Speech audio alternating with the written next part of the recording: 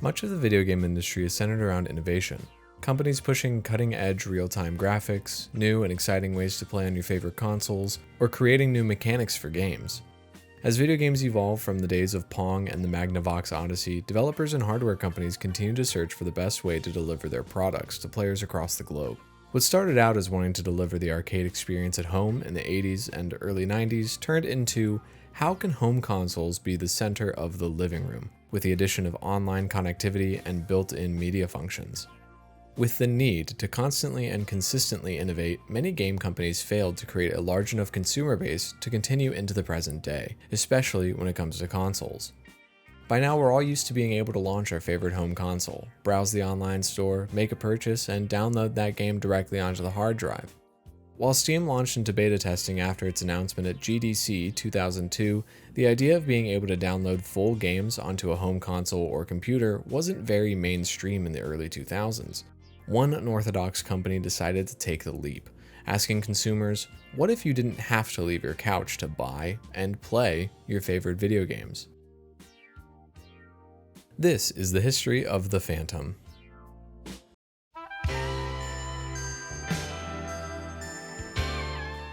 Founded in 2002 by Tim Roberts, Infinium Labs attempted to create an upheaval in the video game industry. Prior to Infinium Labs, Roberts had worked for 8 different companies: Savis Corporation, Skyscape Communications, Intera Corporation, Broadband Infrastructure Group Corporation, Broadbrush Coatings LLC, MedHire LLC, and WANforce LLC, not affiliated with Tech Tips.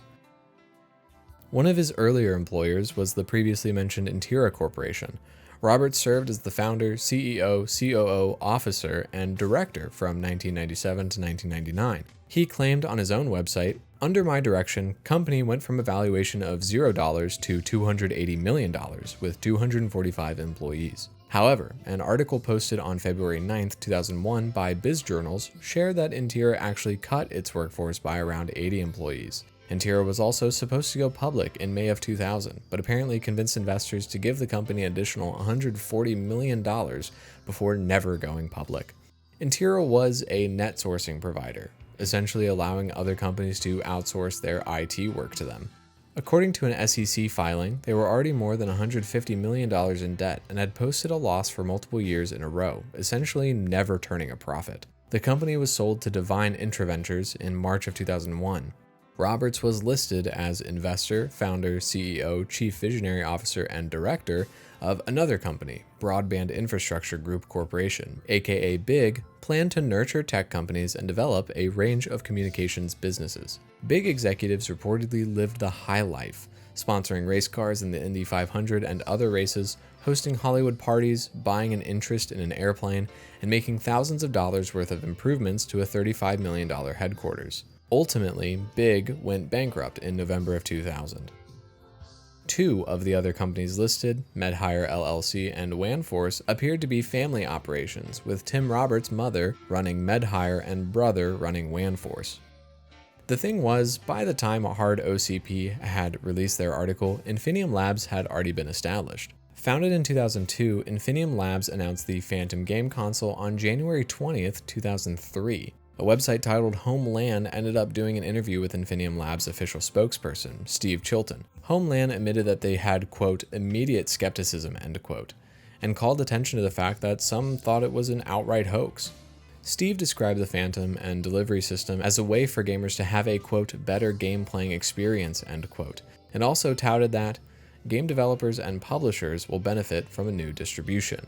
The key features Steve listed are as follows: fastest console on the market, broadest selection of preloaded games, cross-platform capabilities, state-of-the-art design and architecture, advanced accessories and wireless capabilities, online connectivity for multiplayer gaming, seamless upgrades and patch management, a multi-tiered subscription service that meets the needs of casual, moderate, and hardcore game players, demo games before purchasing or subscribing, games on demand, and game rentals.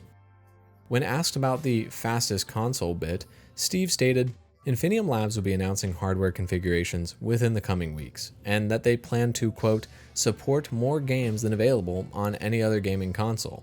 We plan to support developers and publishers' exclusive titles in the future, end quote.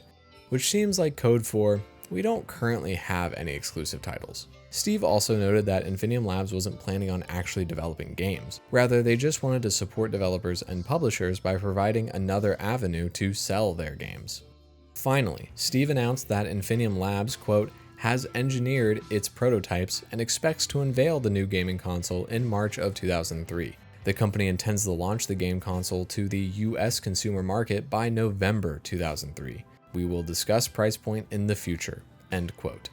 IGN published an article a day later showing heavy skepticism with lines like, sure, we have no idea how fast or cool the Phantom is, what its specs are, who's in line to manufacture it, what partners the mysterious Infinium Labs Corporation has, even if it is a corporation, which it does not appear to be, this developer support is planned for, or even how they plan on meeting their unveiling and launch schedule with no complete hardware.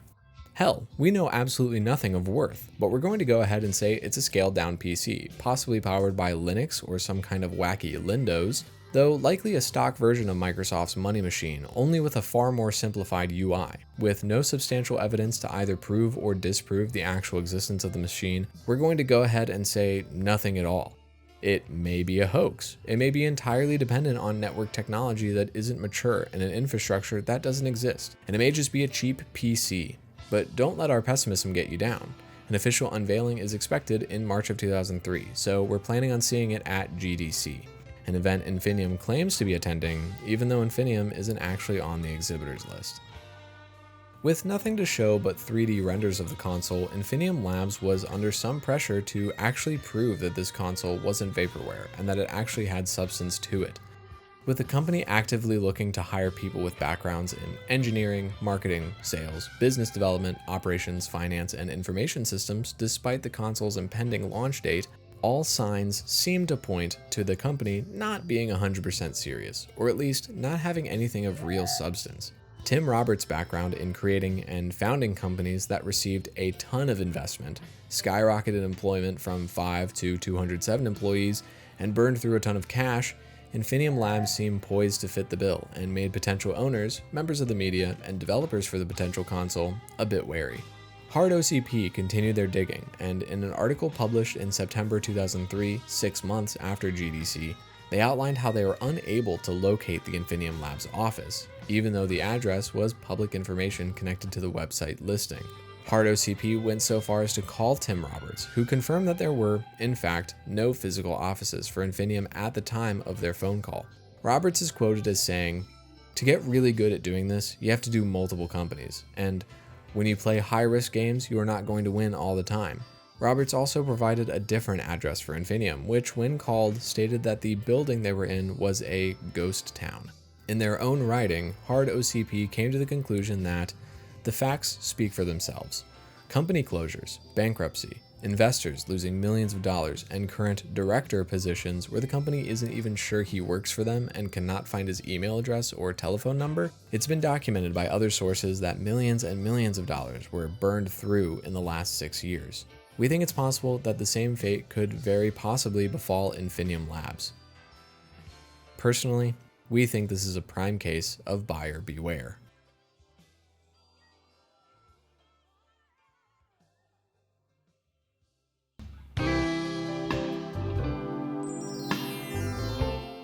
While the original Phantom press releases stated that the console would launch in 2003, in August, Infinium Labs did an official unveiling of the console via a video released on their website.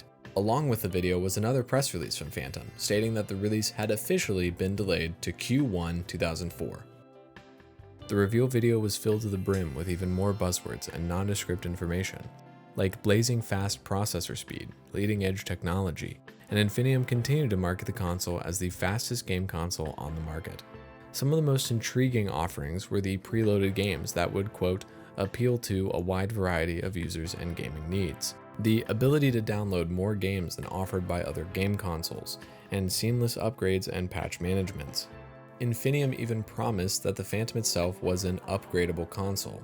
Expanding on that, a spokesperson from Infinium Labs stated, "The Phantom really is the next generation in gaming. What we mean by that is if you look at the current consoles on the market, they're really what I would refer to as static machines. They really haven't evolved much from the old Atari consoles. I mean, if you want to get down to brass tacks, Technologically, they have evolved and do some pretty amazing things, but the design premise is relatively the same. You have a box, you put a cartridge or CD or DVD into it, you fire up the game and you play it.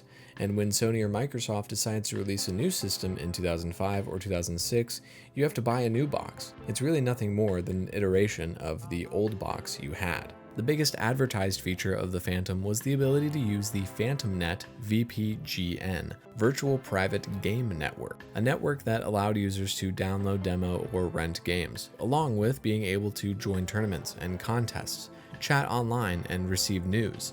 The PhantomNet promised to make the Phantom an always-on broadband device.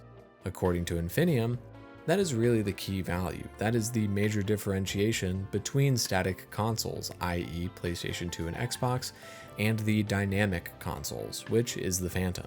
The video announcement also provided a look at the dashboard and menus for the console, showing menu items such as Game Store, Play Games, Wallet, Support, Community, Forums, Chat, Conferencing, Parental Controls, Skins, Views, and more. Infinium did share the baseline unit, the basic Phantom, will come with a 100GB hard drive, 256MB of DDR RAM, the latest iteration of the NVIDIA video card, a broadband modem depending on if you want a DSL or cable modem, and any peripherals you would want included. Then there's the enhanced version of the Phantom, where everything is top-end, memory blown out. In between those two things, we will allow customers who can customize their units exactly how they want their Phantom to be built.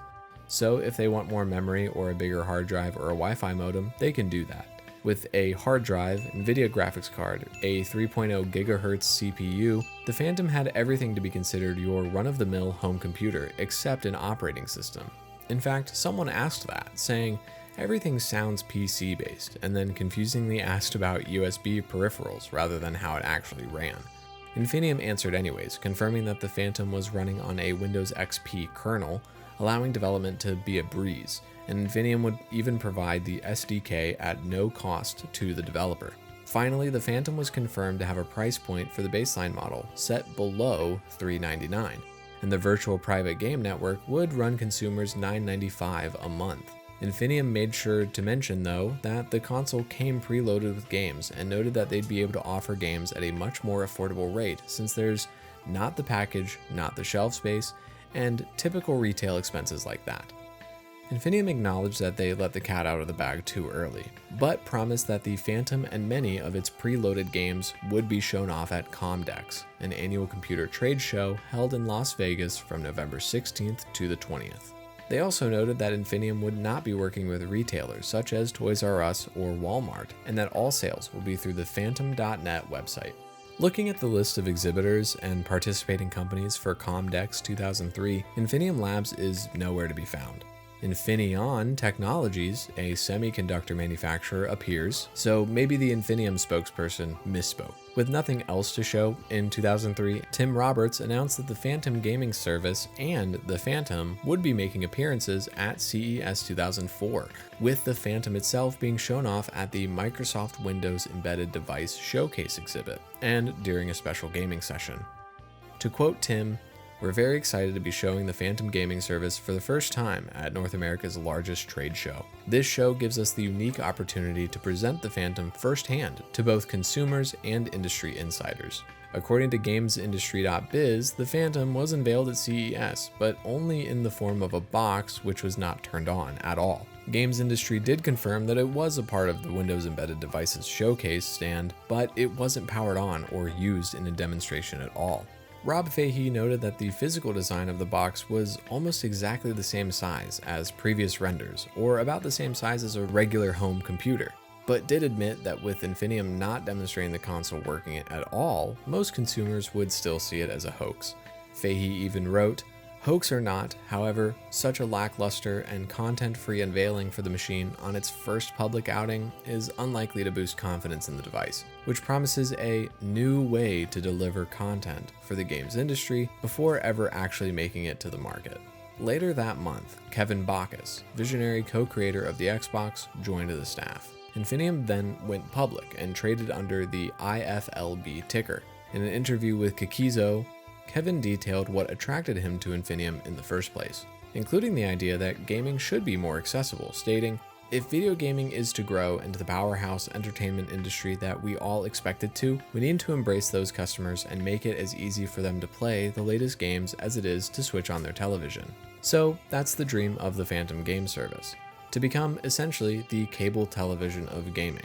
Kevin admitted that gaming media was skeptical of the Phantom console since the ambition seemed too good to be true. He said, "I think they felt frustrated when they felt that the company wasn't able to back up a particular claim or when certain aspects of the project changed over time." Kokizo pressed Bacchus on a number of rumors, such as the fact that Roberts could potentially be trying to use the project as a scam of securing venture capital money so he can live the high life and then make the company bankrupt, and even called the Phantom vaporware to Kevin's face. Kevin responded with a somewhat worrying, "Wow, I thought I'd heard all the rumors and speculation, but some of those are new even to me," and said, "All I can tell you is two things. First, you have every right to be skeptical. You should demand proof for everything that's said, every claim that's made, every promise that's offered. But at the same time, you should also keep an open mind because you never know." To some of those folks, all I can say is that there's a lot coming over the next several months that will be ever harder to dismiss. But of course, there are some who will continue to insist, despite mounting evidence to the contrary, that their initial fears will still be borne out and the conspiracy will ultimately be revealed. Kevin went on to confirm that since the Phantom is Windows-based, it already would have a platform for a ton of different games and developers, without developers having to try much at all. Kevin finished the interview with, "Stay tuned, you literally ain't seen nothing yet." And consumers wouldn't see anything until E3 2004.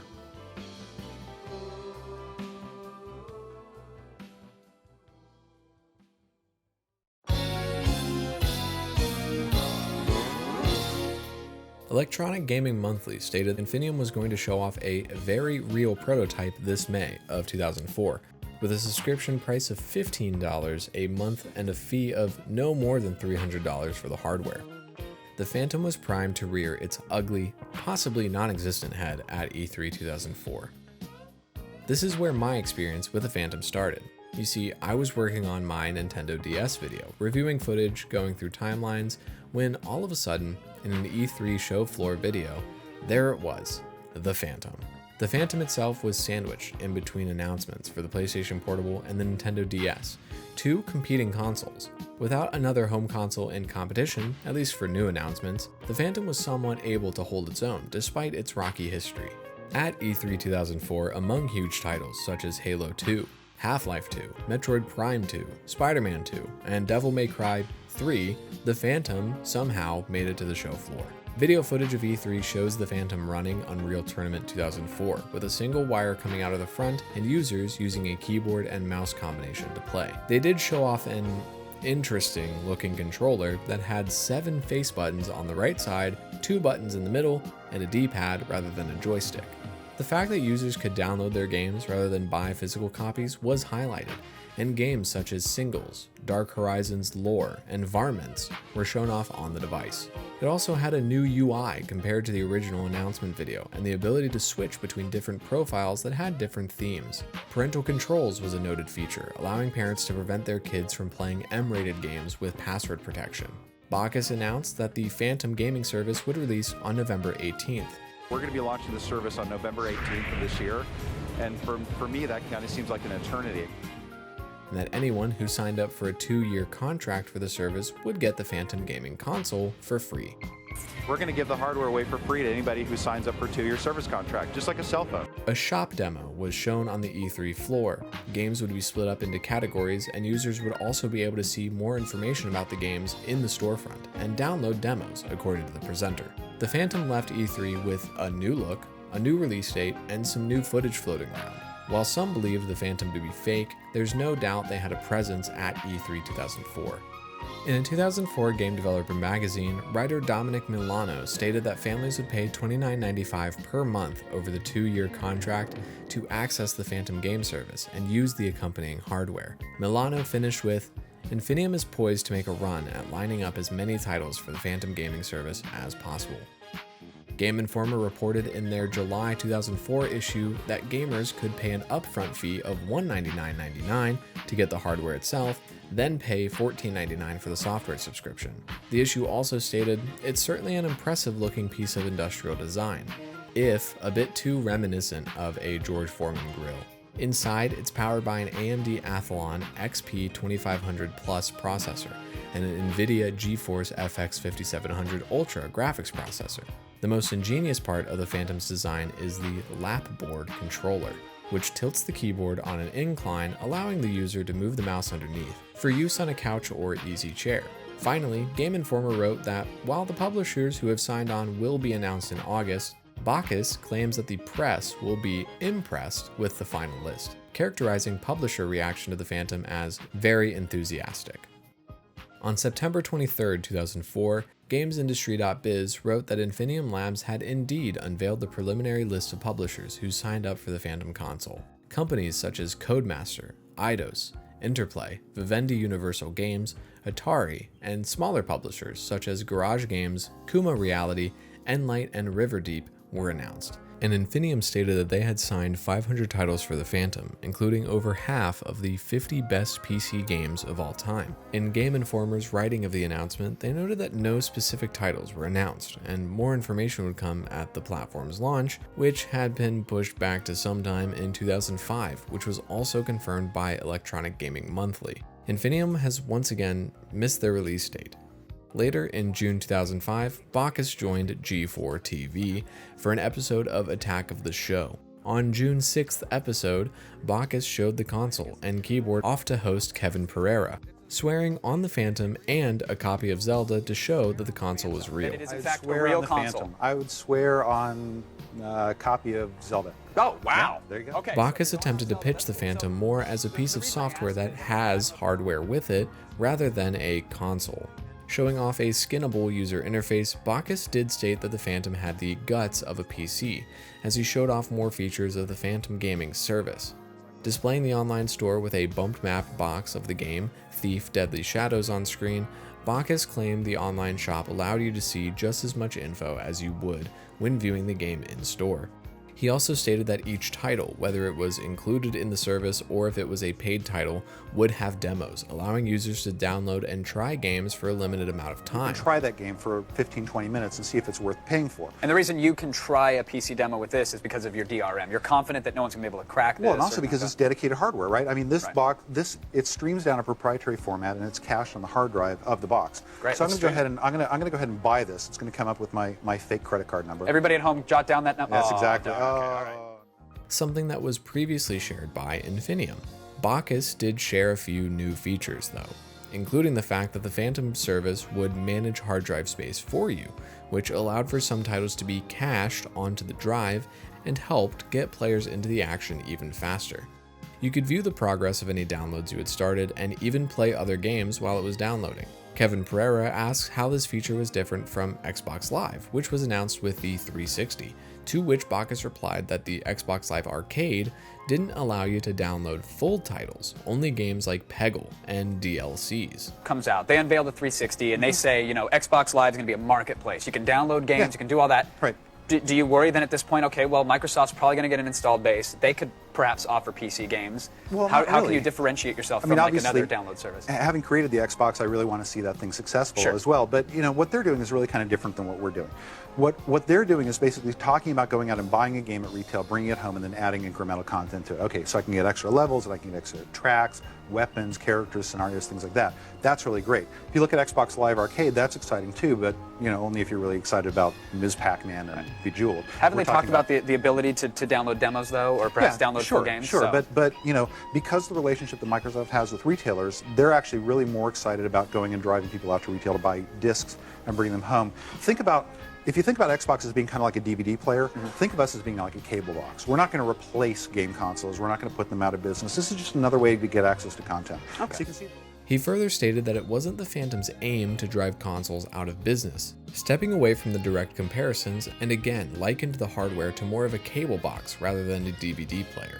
More specifically, he said, "It's just a new way to access your content." While Thief booted up in the background, Kevin continued to explain that the hardware itself wasn't necessarily gunning for next gen per se, but described a relationship with game developers to figure out what exactly to put in the hardware itself. Bach stated that they were going to have a new launch date, new specs, and more after missing their early 2005 release date. In a filing with the SEC, Infinium Labs admitted the company believes, based on past performance, that there is a high likelihood that sufficient capital will not be available. Many or all of these milestones will be missed and the launch day will again shift and/or the company will go out of business. Another filing dated May 23, 2005 notes, "We are currently in the development stage of operations and expect to be in that mode for at least the next 3 to 6 months. Our goal is to commence the launch of the Phantom game service in the fourth quarter of 2005. All product development and testing is near complete. The company does not face risk associated with development, but the company faces certain risk if it fails to secure the required funding to launch the service. Any delays to market are based upon securing the proper amount of funding required to fund the visiting operation plan." The filing also provided another list of companies Infinium had signed agreements with, including Atari, Vivendi Universal, Eidos, Codemasters, and more. This filing also confirms that the Phantom game receiver would have cost $299 upon release and a one-time activation fee of $19.99 and a basic subscription of $19.95 a month, while also requiring a 2-year commitment, had it been released. It also noted that there would be no enhanced subscription available at launch. Titles that would have been included in the basic subscription include titles such as Unreal Tournament, Quake, Baldur's Gate, Deus Ex, Myst, Austin Powers Pinball, Mafia, Tropico, and a few more. They also gave examples of titles that would be on their store, such as Far Cry, Call of Duty, Beyond Good and Evil, and more. Users would also own all games and would not lose them if they decided to end their subscription. With mounting legal troubles, a rocky road ahead, and Phantom admitting that they needed to release the console by the end of 2005, Kevin Bacchus teased a launch window close to the Xbox 360s in fall 2005. So, you'd Well, they say when we can expect it, perhaps? Even a time window? Because very soon. Very soon. Very soon. So perhaps this year, maybe before holiday season, Very around soon. holidays? Very soon. All right, Kevin, thank Hey, you. I tell you what, it'll ship around the same time as Microsoft announces the Xbox will ship. Ah, very nice. Thanks again for the Thanks. demo. We appreciate it. That's the Phantom. To learn more about it, and of course about Infinium Labs, check out phantom.net. Now, we know your lab. By November, little had changed regarding the Phantom and its release, and Infinium continued to face legal troubles. In the month prior, the SEC informed former CEO Tim Roberts that they may sue him due to potential payroll issues to the tune of over $11 million. By the beginning of November, Bacchus officially stepped down as CEO of Infinium, ending his 2-year run with no physical release of the console or the game service promised with it. Greg Kohler, a former Sony Computer Entertainment Europe executive who had been running the European division of Infinium and the Phantom, replaced Bacchus as CEO. With the move, the Phantom game service and with it the Phantom console was not expected to release until sometime in 2006. The company later announced the Phantom Lap Board, which was planned for a Q2 2006 release and was separate hardware from the Phantom itself. Consumers and critics were rightly skeptical given the company's track record, and as Mike Masnick of TechDirt wrote, the company keeps going and swears that, no really we swear, they're going to release a product next year. However, it won't actually be the Phantom gaming console. Nope, it's a gaming keyboard.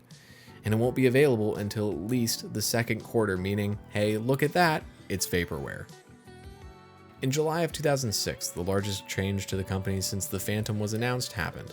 Infinium Labs officially changed their name to Phantom Entertainment. The news broke via an SEC filing, one of the company's favorite ways to share information, and according to GamesIndustry.biz, the board of directors believed the new name would better reflect the long-term growth strategy of the company. With no official dates for the Phantom Lapboard and new info regarding the Phantom game service and the Phantom console becoming more rare, it was only a matter of time before both finally atomized into vapor. Between July 16th and August 20th, the company updated its website, officially removing the Phantom console and any reference to it. The only 2 products shown were now the Lapboard and the Phantom gaming service, marking the end of an over 3-year-long battle. The Phantom console was officially no more.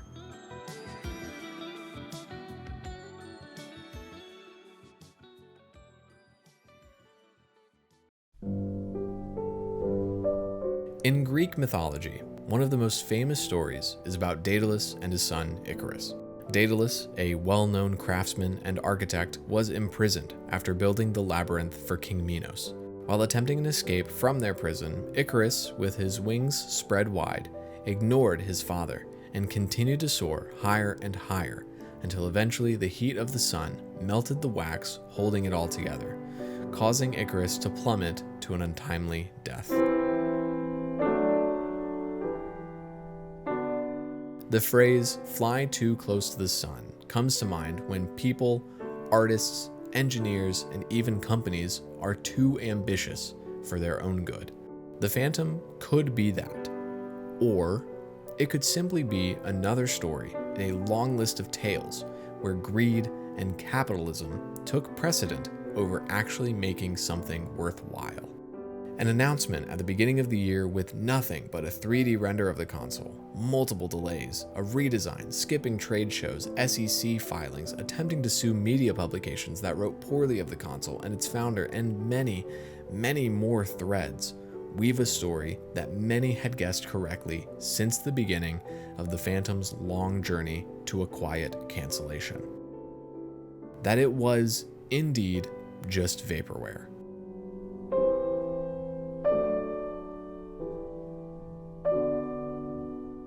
While I can't say for certain that Tim Roberts ever had the intention of releasing the Phantom and the Phantom gaming service, I don't think the thing was ever just vaporware.